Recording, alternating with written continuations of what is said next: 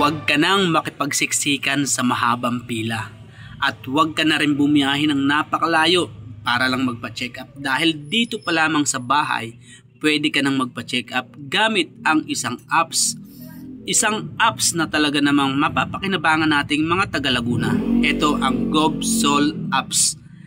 Pwede ka magpakonsulta kahit nasa bahay ka lang. Dahil nga ako ka-memory, sinubukan ko nga itong GovSol apps dahil nga matagal na ako hindi nakakapagpa-check up at kailangan ko na. So ginawa ko, nag-schedule ako. Nag-request ako ng pagkonsulta. Ayan. Ang ginawa ko mga ka-memories, nag-download ako ng GovSol apps. Niregistered ko.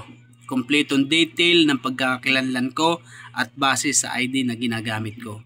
Pagkatapos nun, na-approve na. So, naka-registered na. Saka ako nag-request na ako magpapa-check up. Ilalagay mo yung pangalan mo. Dito nga pala mga ka-memories sa apps na ito, pwede kahit sino. Halimbawa, ang ginamit kong apps ay sa number ko. Tapos may mga miyembro tayo ng pamilya na pwede nating ipa-check up. Pwede nyo na pong ilagay doon. So, pwedeng gamitin ng inyong family member. Nakita ko kasi doon may mga schedule. Pwede nilagay ang pangalan. Halimbawa, Juan de la Cruz, pangalan ng ama. Si Maria Makiling, ang anak. So, pwede. Nakalagay doon. Then, maglalagay kayo doon ng kung kailan nyo gusto magpa-check up. Pero take note mga ka-memories, hindi masusunod yung oras ninyo dahil nga, syempre, titingnan pa kung available ba yung doktor. So, hindi naman napakatagal na pag-ita, no? Mula doon sa gusto nyong oras ng inyong pag-request. Yan po ay kusa pong isiset ng apps kung kailan ka talaga magkakaroon ng tamang oras at petsa ng inyong consultation. So, doon, pag sinabing halimbawa December 22, 9 AM. So, naka-ready ka na doon sa apps, naka-open na. Then, lalabas, magiging pula, join. Pipindutin nyo lang yung join at pag yun ay napindot ninyo, so lalabas na doon yung doktor sa harapan nyo mismo. So ayan, tumawag na. Hello Doc.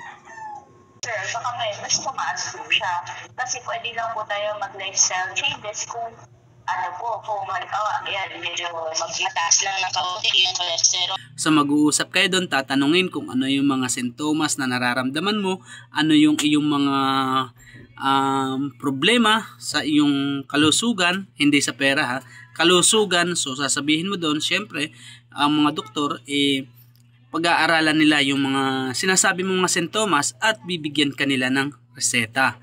At kung kailangan na ikaw ay magpo-laboratory, so meron doon request kompleto.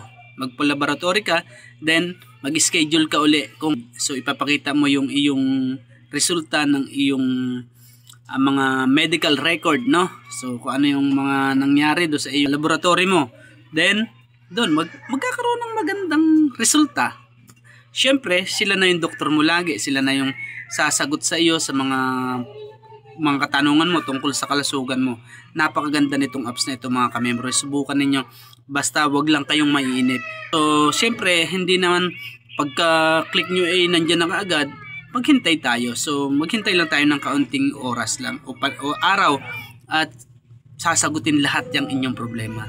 So, ayan mga ka-members, pinakita ko na yung mga ginawa ko at yan, nagharap-harapan talaga, kausap ko yung doktor po na nag-asikaso sa akin. So, maraming salamat. Patunay pa lang po ito na totoo po ang GovSol apps.